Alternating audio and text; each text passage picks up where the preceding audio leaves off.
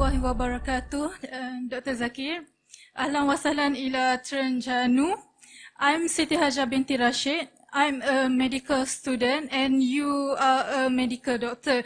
I think you will understand me more. Doctor, my question is why, before it I want to say something that why government never appreciate people like me and also my friends. Maybe one day the better treatment for cancer and also other illness are discovered by people like me and also my friends. Until today, doctor, I depends on loan which high profit. Can you repeat the question a bit slowly if you don't mind, sister? Okay, The first word I didn't catch, it's my fault. Okay. Can you repeat the question, sister? Okay, I'm sorry. Doctor,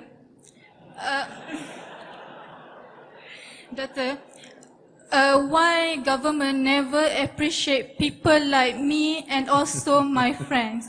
Maybe one day the better treatment for cancer and also other illness are discovered by future doctors like me and also my friends.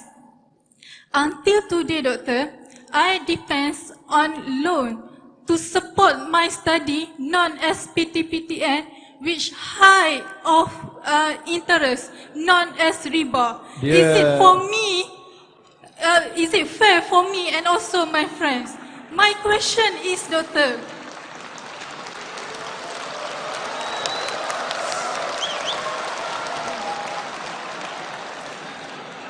My question, doctor. What is the punishment for someone who treat me and also my friends like this, doctor? Doctor, before that, my last word, please pray for my success. Thank you. Inshallah. Sister has asked me a very difficult question. She has asked me that why doesn't the government appreciate her? And I believe she's a medical doctor, and I think she's doing research on cancer. And the government doesn't appreciate her, and inshallah she will find the treatment for cancer. And why? I don't know your government very well, but one thing I know, that your government has appreciated me, mashallah. Your government in 2013 gave me the Toko Mal Hijra Award. I don't know why they selected me. I don't think so I deserve it. But I appreciate they appreciating me as a Dai. I don't think whether I deserve the award, but your government has appreciated me, so I have to say Jazakallah to them. Regarding your work, maybe you weren't able to prove to them. And one thing, sister, the thing you have to realize that when a doctor is doing research, there may be 100 doctors who have certain remedy. Why this? High fees. High fees on loans. No, but she told me that why aren't they appreciating you? Yes. And you told me you're doing research on cancer, correct? I think I said that maybe the treatment for cancer are discovered by people like me and Correct. also my friends. Yes, I understood you correctly. Yes, I understood you correctly. You understand me well. Very doctor. well, thank you. And once Thank you. more, My doctor, wife didn't understand you well, but I understood you well. And you rightly said, I will understand you because I'm a doctor and my wife is not a doctor. Yes, that's right. Alhamdulillah. So I understood you correct that you are saying maybe you will find the treatment for cancer. And coming to your second part of your question, you said that why are they charging so high fees? And you have to take loan, and you have to take loan in riba, and then is it wrong or is it haram or halal? Taking loan. Sister, point number one. I, being a medical doctor, normally for a medical student, to train a student in medicine, the government or any medical college have to spend hundreds of thousands of ringgits. I know that. And normally, most of the countries in the world, the government colleges, what fees they charge is a small percentage of what they spend. A small percentage. This comes from the government quota as support. Most of, and I believe even Malaysian government, but there are certain colleges which charge capitation fees if you do not get merit seat. And that is in India also. If you don't get merit seat, that means I don't score about 95 out of 100 in PCB, physics, chemistry and biology, I have to go to a capitation college. Now when I go to a capitation college, the problem is in me, not in the government. Because I did not qualify to get a merit seat, I'm getting a seat by money. So if I go to a government college, I don't know of anywhere in the world where the government colleges charge high fees. Yes, there are certain colleges in many countries, including India, that I'm aware of, that it's a private college where they charge high fees because the government doesn't subsidize them. The government only subsidizes the government college, and that's a fact. So if a private person is saying, I want to open a college, I want to open a medical college. So the government says, fine, we give you permission, but you should give us out of maybe 200 seats, 50 seats to the government, the balance 150 seats, you can charge normal fees. So here the government gives the permission to a private college, a private organization, to make a college which costs millions of dollars, millions of ringgits, and then they give maybe 50 seats as merit, and the balance 150 is fees, which is normally what is spent by the organization. Now when the organization which is giving you a chance to become a doctor, I would like to know, sister, are you studying in a government college or a private college? Government college. And what is the fees? It's about 3,600 per year. Per year.